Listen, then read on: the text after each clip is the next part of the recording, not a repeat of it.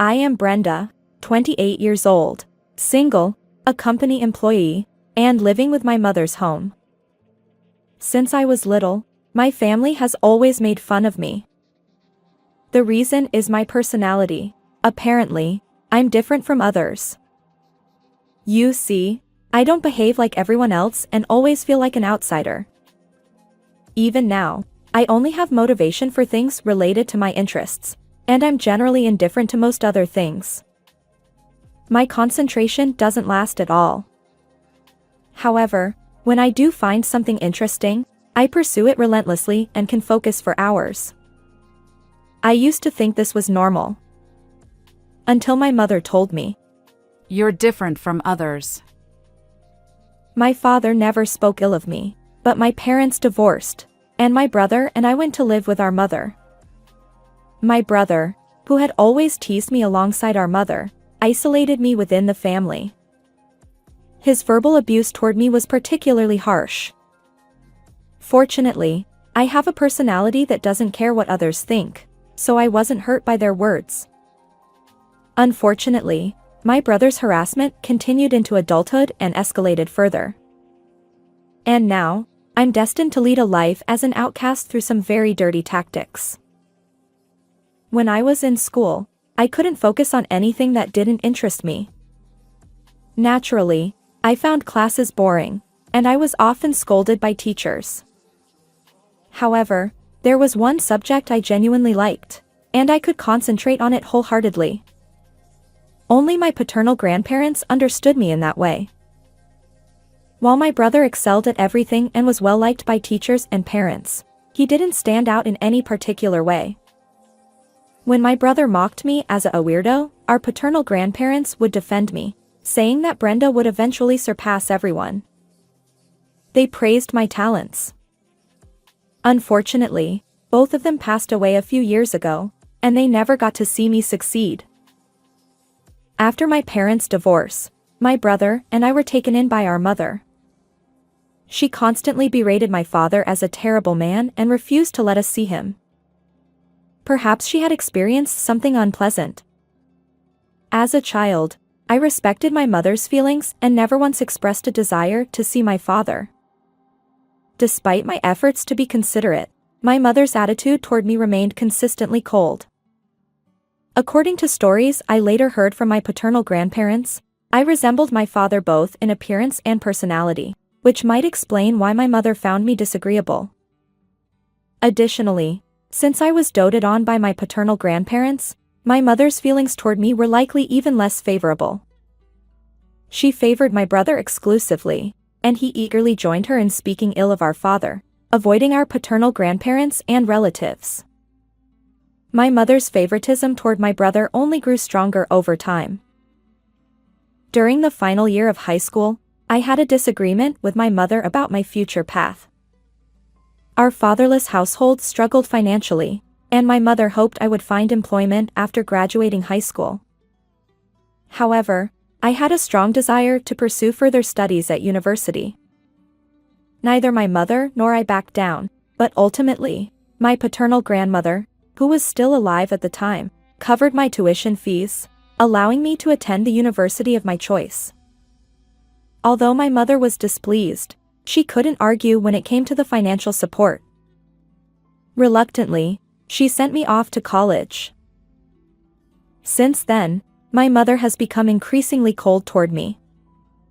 While I could have moved out and lived independently, I didn't feel the need to leave home.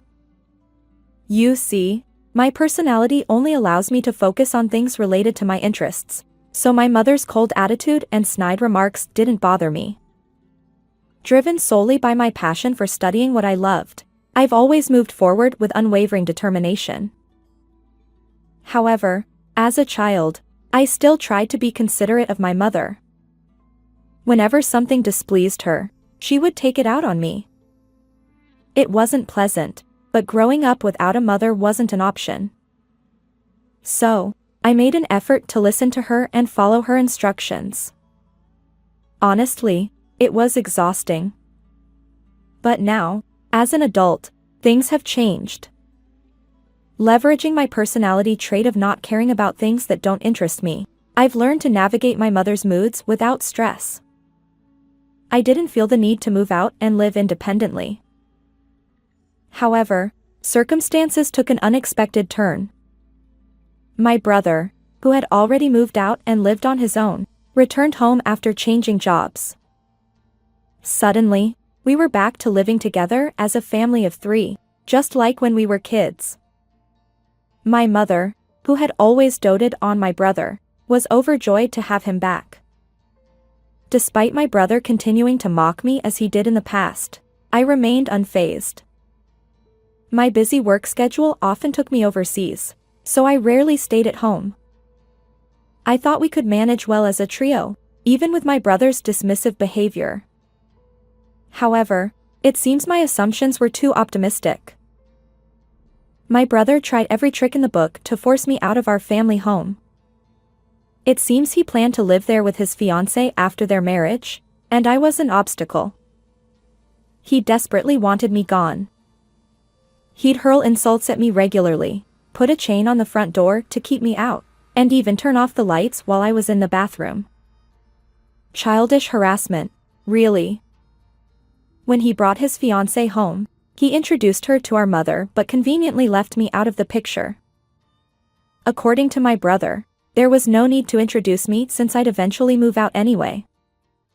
Still, I remained unfazed. I thought he'd tire of his antics and give up eventually. But it seems my brother's frustration with my refusal to leave home was growing. And one day, my brother did something outrageous. In the morning, as I was organizing my bag before heading to work, I found something unfamiliar inside, a men's wristwatch. Even though I have no interest in watches, I recognized it. It was a well-known luxury brand. Why would such an item be in my bag? Puzzled, I lifted the watch with my hand, and at that moment, my brother burst into the room with incredible force. He shouted, "That's my watch!" I wondered why my brother's watch was in my bag, but since it was his, I thought I should return it and handed it over to him. Then, my brother pointed at me and yelled, "You thief!" Why would I be a thief?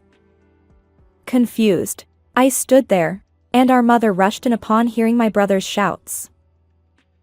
My brother accused me of stealing a watch in front of our mother. She gave me a sharp look and asked if I was truly responsible. Of course, I denied it. As someone uninterested in material possessions, I felt no allure for a branded watch. Besides, the very idea of stealing from someone was inconceivable to me. Both my brother and mother should know this. Yet, my brother persisted, claiming I'd stolen his precious watch. My mother chimed in, saying, This child has always been peculiar. She might be capable of anything. To me, their poorly acted drama was transparent. I needed to leave for work, hoping they'd stop this nonsense. But my brother's excitement didn't wane. He demanded that I pack my things and leave today. My mother continued to glare at me. My brother declared, "We can't harbor a criminal in this house. Get out." Criminal. I repeated the word in my mind. While I usually brushed off insults, this time, I couldn't ignore it. My brother had labeled me a criminal. And the fact that he planted the watch in my bag was evident. He resorted to cunning tactics to cast me as a thief and force me out. Regardless of the world's forgiveness, I wouldn't forgive him. Now, it's time for retribution. Understood. I'm leaving. With those words, I walked out of the house. While I didn't agree with my brother's accusations, I had to go to work for the time being. I decided to think about everything later. After finishing work, I returned home. My brother must have assumed I'd left for good because when he saw me, he wore an exasperated expression. "Brenda, why are you back? Weren't you supposed to leave?" he exclaimed. I explained that I needed to pack my things. He scoffed and said, Hurry up and get it over with. Then he glared at me and stormed out of the room. My belongings weren't extensive, so I was ready to leave within an hour. As I packed in my room, my brother came to check on me. Hey, all moved out yet? He teased.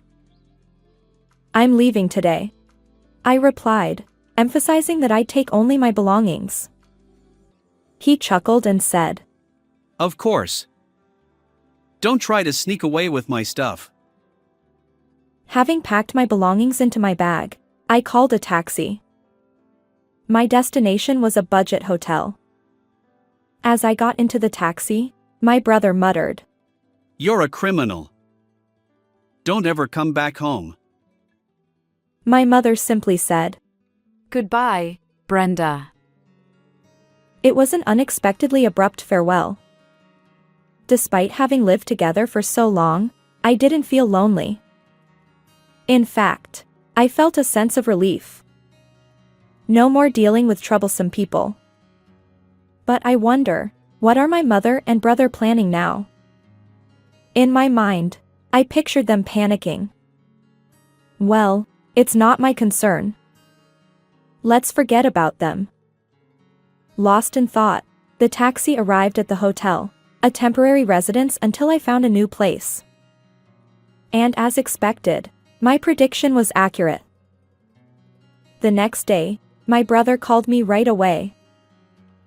Well, what's going on? I answered.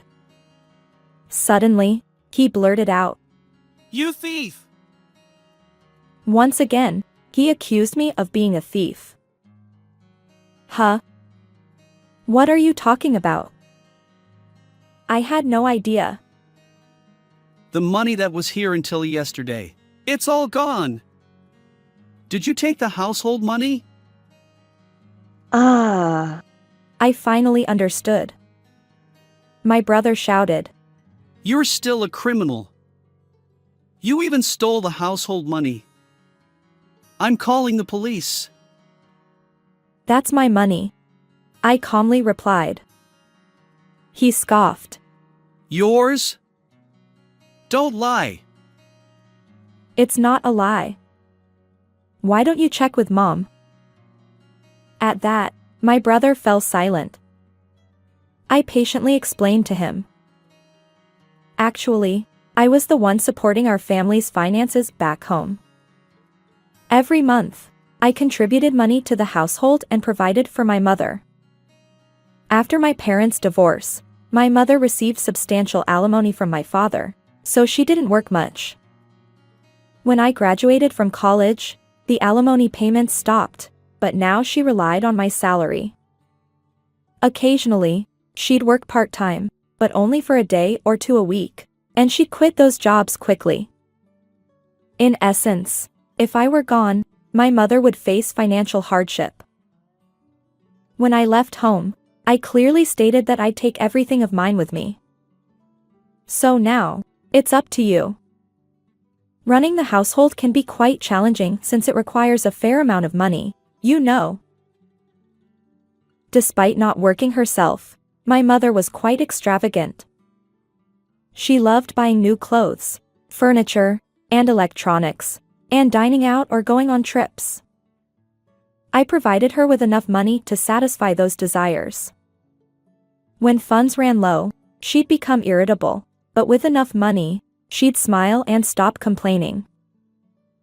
Upon hearing my explanation, my brother's voice trembled. Hey, just how much is your income?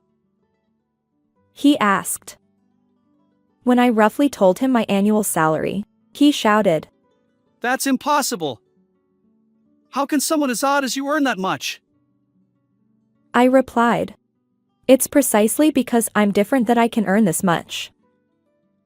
My job involves simultaneous interpretation for a multinational company engaged in global trade. I'm valued as a multilingual interpreter. Back in my student days, despite my brother mocking me, I was passionate about studying foreign languages. While other subjects held no interest for me, language learning was an enjoyable pursuit. My mother and brother dismissed it, claiming it wouldn't be useful. They believed I should focus on other studies instead of wasting time on foreign words. But my paternal grandparents understood and encouraged me. They assured me that I would achieve great things. Driven by their expectations, I expanded my language skills beyond Spanish to include French, German, Chinese, and more. Now I can speak 10 languages. There aren't many people who can speak so many languages, which naturally led to a higher income. I explained. My brother, with a tearful voice, responded. Seriously? I can't earn that much. My brother returned home claiming it was due to a job change. The reason he left his previous company was low pay. He couldn't stand being left behind while everyone else received raises. However, switching jobs didn't increase his salary. Although my brother was once praised as a good kid during childhood, as an adult, he struggled. Ordinary and unremarkable, he went unnoticed by everyone. Instead of taking action, he blamed others and complained incessantly. It's a lonely existence. I told my brother, "Why don't you try putting effort into something?" In a desperate voice, he shouted, It's impossible now.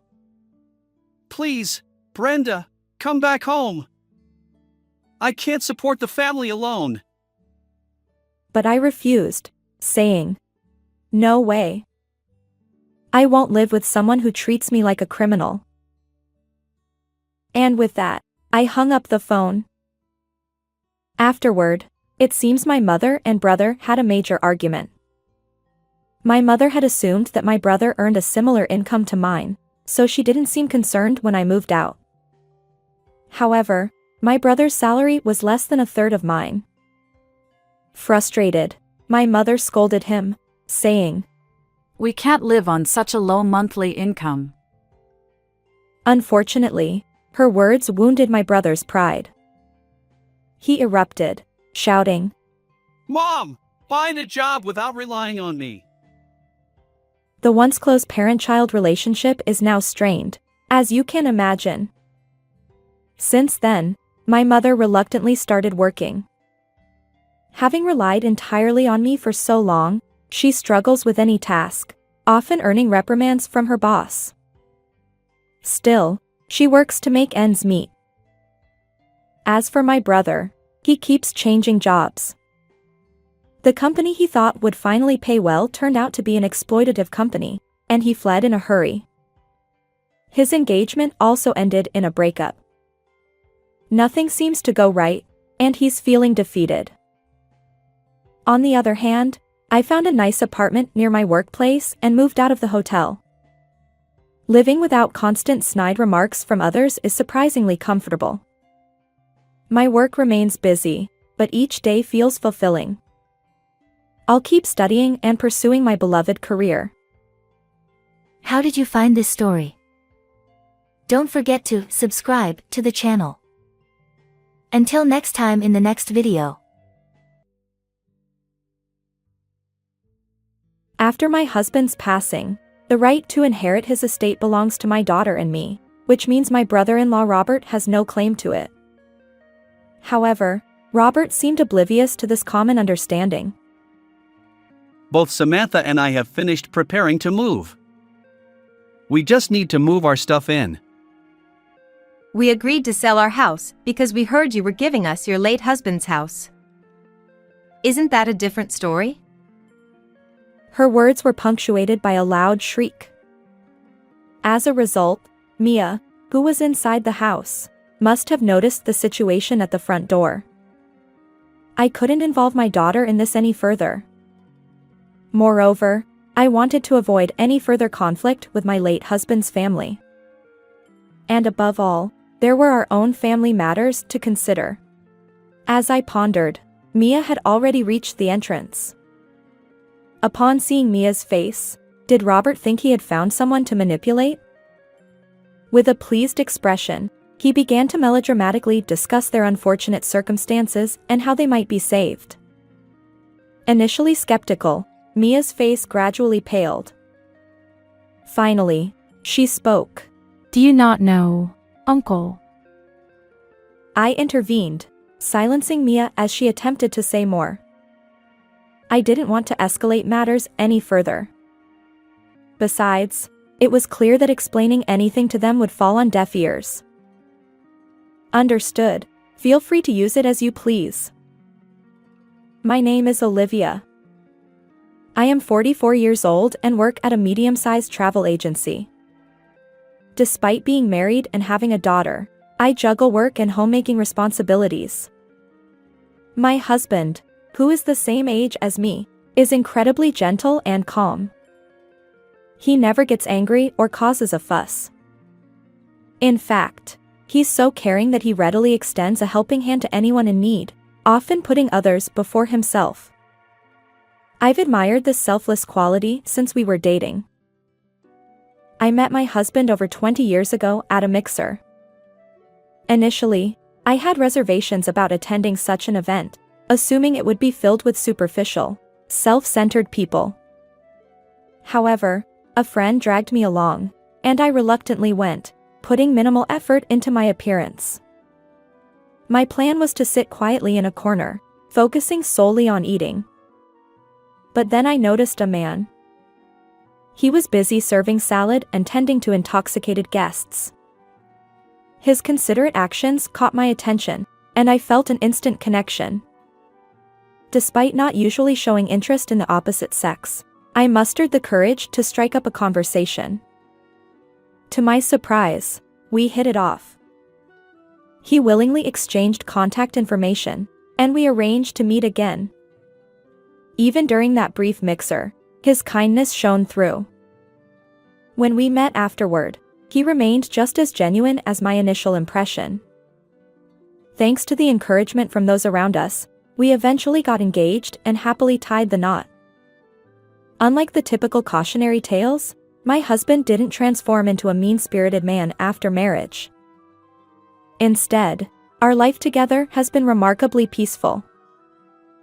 My husband and I soon welcomed our daughter, Mia, into the world.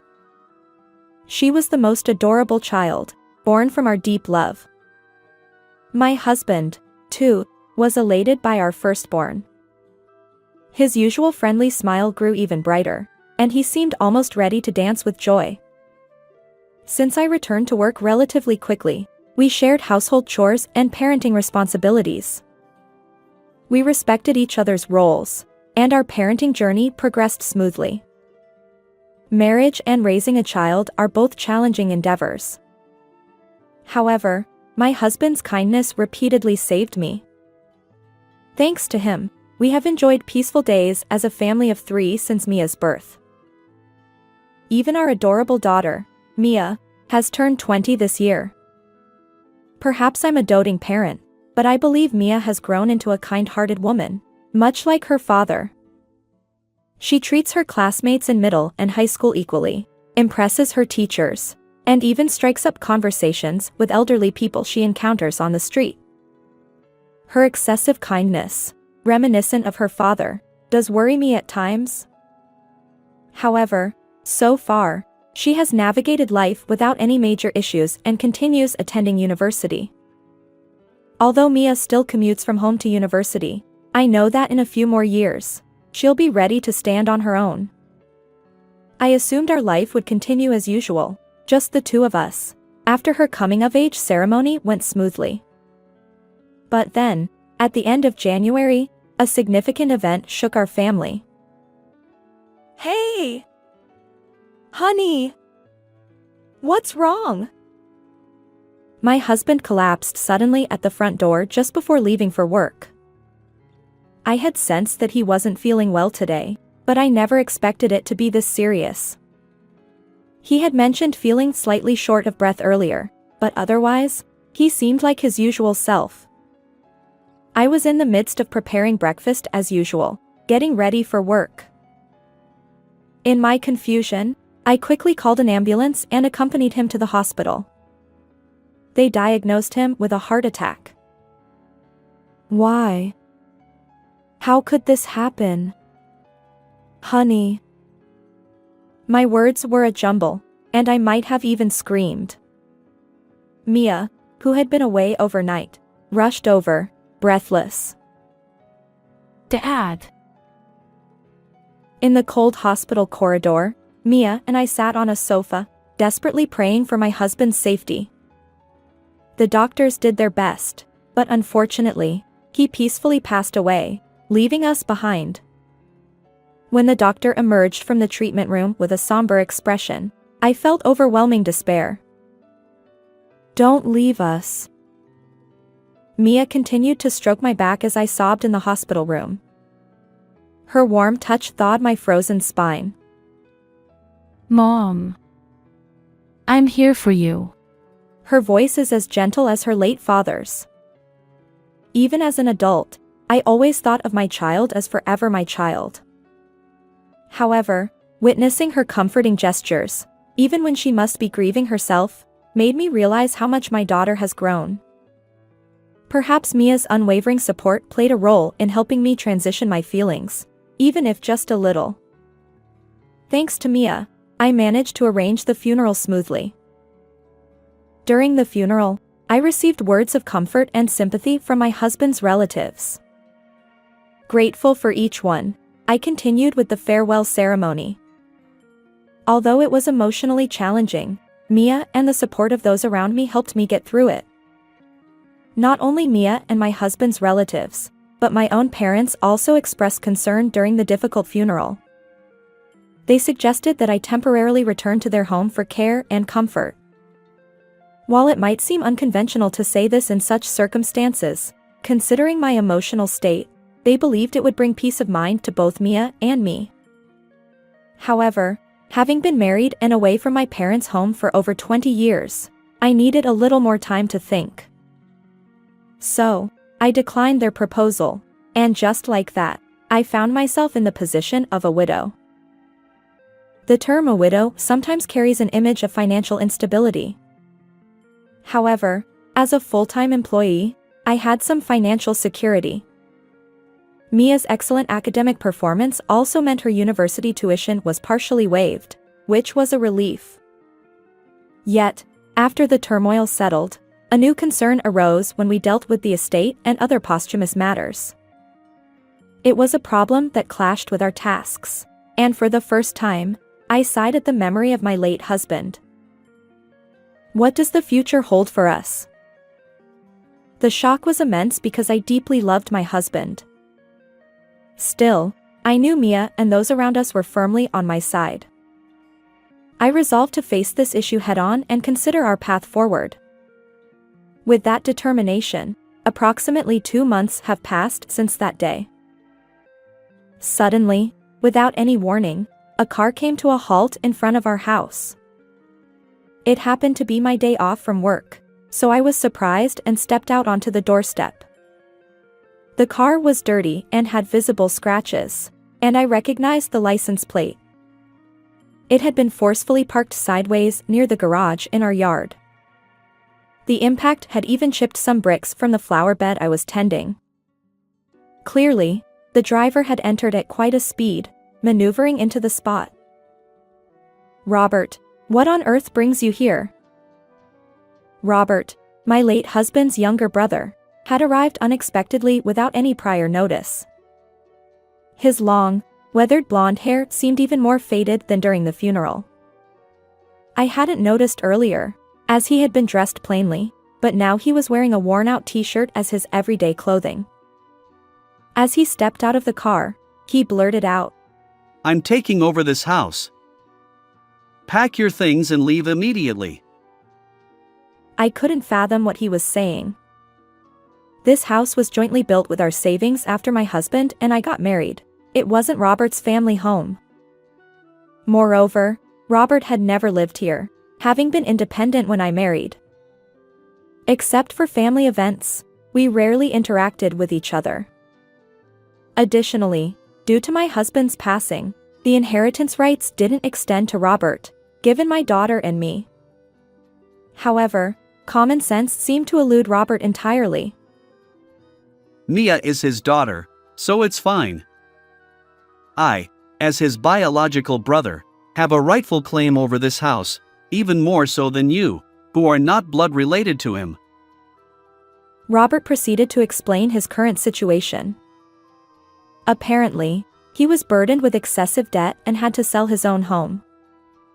He claimed that, as the brother, he should rightfully inherit a portion of his late brother's estate. At that moment, I recalled something. Robert had a penchant for gambling, a fact that my gentle husband had expressed concern about Robert seeking assistance from the family. During the funeral, I was too distraught to pay attention, but now it all came back to me. There was an incident during a family gathering at our in-laws' house. It was the day after a family event at my in-laws, where only my husband had returned. Amidst the gathering of relatives, it seems Robert shamelessly asked for money from not only his parents but also my husband, who is Robert's brother, and relatives. My husband, who typically refrains from speaking ill of others, surprised me by making such a statement. I remember feeling somewhat apprehensive about what kind of person Robert, the brother-in-law who could prompt my husband to say this, truly was. Robert's character was starkly different from my husband's warm-hearted and generous nature. Perhaps it stemmed from their upbringing. My husband, the eldest son, had been raised strictly, while Robert, who was frail as a child, hadn't faced much discipline or scolding. Although my in-laws didn't intentionally create differences, perhaps due to these contrasting experiences, Robert has grown into an adult who struggles to discipline himself. The older ladies in the extended family have expressed similar sentiments. Now, this very Robert is advancing toward me with a menacing expression. Even if you suddenly say something like that, this house. I was taken aback by the unexpected and unconventional proposal, which didn't align with common sense or legal norms. However, Robert continued, interrupting my words. Both Samantha and I have finished preparing to move. We just need to move our stuff in. He forcefully pressed on with his argument. As the tension escalated, another person stepped out of the car. She walked in high heels, a middle-aged woman. Although we hadn't interacted much beyond family events, I instantly recognized her as Robert's wife, Samantha. According to our relatives, Samantha had a peculiar hobby. She frequently spent nearly $400 on lottery tickets, claiming it was to make up for her husband's losses. Needless to say, this extravagant behavior didn't sit well with their family. Samantha joined the argument, defending Robert. We agreed to sell our house because we heard you were giving us your late husband's house. Isn't that a different story? Her voice echoed through the room. Mia, who was inside the house, must have noticed the situation at the front door. We heard footsteps descending the stairs from the second floor. I couldn't involve my daughter any further. Besides, I wanted to avoid any further conflict with my late husband's family. And above all, there were our own family matters to consider. As I pondered, Mia had already reached the entrance. Suddenly, Robert appeared in front of her, and Mia couldn't hide her surprise. Robert, upon seeing Mia's face, must have thought he had found someone to manipulate. With a pleased expression, he began melodramatically discussing their unfortunate circumstances and how they might be saved, seeking sympathy. Initially skeptical, Mia's face gradually paled. Finally, she spoke. Do you not know, Uncle? I intervened, silencing Mia as she attempted to say more. I didn't want to escalate matters any further. Besides, it was clear that explaining anything to them would fall on deaf ears. Understood.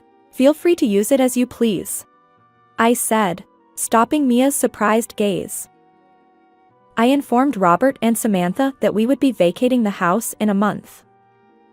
They seemed pleased that their proposal had been accepted. Given the physical and emotional challenges of moving immediately today, I requested some time. Perhaps because of this, Robert and Samantha were in better spirits and willing to listen. I asked them to leave for today, just temporarily, and took Mia back indoors with me. As soon as the front door closed, Mia furrowed her brows and said, Mom, even if you say that. Mia had been worried, but I had a small plan in mind. I whispered the details of the plan to her. She understood and agreed to cooperate. We decided to leave the house of our own accord. First, I would follow my parents' suggestion and return to my parents' home. As for Mia, she couldn't continue attending university from my parents' house, so she opted to live alone in a studio apartment. While I wished she would come with me, I understood that I couldn't ask her to give up her education. Besides, she had her own dreams and aspirations related to her university studies. Although I had previously emphasized the challenges of living alone, her determination was unwavering. With that settled, I planned to call my parents right away. Meanwhile, Mia was diligently searching for student apartments on her smartphone. My parents readily agreed to my return, and Mia's apartment search went smoothly since there happened to be vacancies. Additionally, we easily found movers for both of us, likely due to it being an off-peak season. Despite the suddenness of it all, the move went surprisingly well. And so, Mia and I bid farewell to the house filled with memories of my late husband. The moving process was complete, and Mia was gradually adjusting to living alone. One day, my parents' home's phone rang. I glanced at the unfamiliar number on the landline panel. Lately, there have been many telemarketing calls targeting elderly people like my parents, so I hesitated. However, the incessant ringing forced me to pick up the receiver. Hello? I answered. The moment I placed the receiver to my ear, a booming voice echoed through the line. Olivia! It was Robert, and his shouting was so intense that it felt like feedback. His angry voice was familiar, and I listened as he continued. You know what they told me? That if I kept living in your house, they'd call the police. What's going on? Robert sounded frantic. He seemed utterly confused, so I tried to calm him down before asking for the details. According to Robert, after we moved out, he and Samantha had indeed moved into our former home as planned. Initially, everything went well. They settled in and lived there for a while. However, things took an unexpected turn when an unknown real estate company showed up. Worse yet, the company's employees had a master key to the house, so they entered without permission, and Robert couldn't force them out. The real estate company claimed that the house was already listed as a used property for sale, and if Robert continued to stay, it would be considered trespassing. This couldn't be right. Had they mistaken another house, or was it a scam or robbery? Robert was convinced and argued back, but it seemed that the police were genuinely close to being called. I sighed heavily as I listened to the whole story. Indeed, that house has already been sold. As the real estate company stated, it should now be listed as a used property for sale. Robert seemed stunned by my words, and I could hear Samantha's voice in the background, exclaiming her confusion. Robert shouted again. What are you talking about? I wasn't lying. Without a doubt, I had sold that house. Moreover, the transfer of ownership had already been completed just before Robert and Samantha visited. The issue that came to light after my husband's death was related to his own death. During the estate proceedings, I discovered this for the first time. While I knew that estates could sometimes include negative aspects, I never imagined it would directly affect us. Apparently, my husband had acted as a guarantor for a friend's debt. That friend had disappeared as soon as the guarantor section was filled out, leaving my husband responsible for repayment. We even found documents demanding payment from my husband's creditor. The circumstances surrounding why my late husband decided to assist his acquaintance remain unknown. Perhaps he trusted the person too easily and willingly signed, or maybe he was coerced into it. Given his kind-hearted nature, the former seems more likely, but the truth remains in darkness. What's certain is that his kindness and generosity worked against him. Furthermore, his silence about the matter likely stemmed from his desire not to worry our family. The amount demanded was substantial, certainly not something I could easily pay, despite my job and my daughter's relatively low tuition fees. When I consulted my parents, they responded, "Why not sell the house and come back? We're always ready to welcome you." My parents had previously encouraged me to return home after my husband's passing, and now they were suggesting it again. With one family member gone, our house felt too large for us. I became open to the idea of selling it. I couldn't remain in shock forever. Now that my daughter had grown up and become an adult, perhaps it was time to start anew. I agreed with my parents' proposal. As for Mia, whether she would accompany me or live independently remained undecided until the last moment. However, when Robert and Samantha visited, the house had already been sold. In other words, at that point, the house was no longer mine. That was the truth of the matter. I never heard any of that.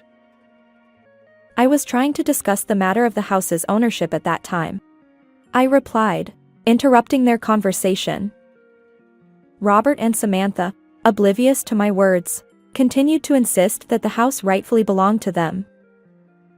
Anticipating this outcome, I had already considered moving back to my parents' home and confirmed Mia's readiness for independent living. We left without further ado, leaving the house behind. This had been my small plan. Still, I couldn't help but think that if Robert and Samantha had taken the ownership transfer seriously and completed the necessary paperwork, they wouldn't be in this situation. Unfortunately, their carefree attitude, failing to even transfer the title, led to their abrupt eviction under the guise of legal proceedings. It seems they clung to the real estate company until the end, but eventually, they were truly reported to the police. Although they didn't acquire a criminal record, they were forcibly evicted. Robert and Samantha had already sold their own house, leaving them with no place to go. They sought refuge with Robert's parents and relatives, burdened by their belongings.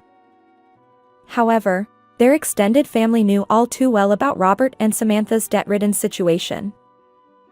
They refused to accept a compulsive gambler into their homes, including their parents. Even though Robert and Samantha had apparently considered seeking help from me and Mia, they had no way of finding me, given their lack of knowledge about my parents' home. Additionally, they were unaware of Mia's university or her current residence. We were confident that we wouldn't be hounded by Robert and Samantha. They were no longer our concern. Robert and Samantha, left with no other options, seemed to spiral into despair. They poured their remaining funds into gambling and lottery tickets, only to suffer significant losses. Despite this, they were averse to the idea of living as homeless or relying on government assistance for a meager existence. Their desperation led them to even borrow from loan sharks, and they continued their cycle of gambling and lottery, seemingly undeterred. However, this time, their involvement with loan sharks left them with no room for evasion. During a meeting where my late husband's parents apologized for their initial misunderstanding, I learned that Robert and Samantha had fallen into this dire situation. Even his parents had no further information. They can't even trace their whereabouts, and lately, there's been no communication or even requests for money. When I think about it, their situation becomes somewhat apparent. The fact that my late husband's brother has fallen into such circumstances is heartbreaking. His parents' feelings must be even more intense. They regretted having indulged their younger son too much during his frail childhood. Moreover, The consequences of their elder son's generosity had now affected their grandchild. Despite it all, they sincerely apologized to me and Mia. They assured us that they would not assist Robert in the future. Initially, I felt uneasy about the role they played in this situation, but their genuine eyes convinced me that we could continue our relationship amicably. They prioritized Mia and me, handling the situation with care. Although my husband was no longer with us, Mia and I promised to visit my in-laws regularly. Mia, who loved both my parents and my late husband's parents, was thrilled about this arrangement. As for me, returning to my parents' home meant leaving my previous job. Unlike my daughter's university, which was still commutable, I was at an age where long commutes were no longer feasible. I decided to prioritize my well-being and avoid unnecessary stress. Despite my husband's passing and selling our house, my colleagues and superiors expressed concern about my work situation. However, I found a job in a similar field that allowed remote work. Currently, I rent a room in my parents' home and diligently work from there. Adjusting to working from home has its challenges, but I'm gradually getting used to this new lifestyle. Mia and I keep in touch regularly. Although she's feeling quite anxious about her new life, I believe my daughter will be fine. She's putting effort into managing household chores, studying, and working part-time, all while receiving guidance from friends who live alone. Learning from this experience, she has become more cautious about excessive kindness, recognizing that it can sometimes harm oneself. First, take care of yourself. Mom, you need to prioritize your own well-being. During her recent visit to my place, Mia shared these encouraging words. I felt both touched by my daughter's growth and reassured. Mia, with a bashful smile, added, Right now, my goal is to find someone wonderful, like you and Dad, to share my life with. Oh, you thought of me that way? Her words filled me with indescribable joy. We exchanged smiles, mother and daughter.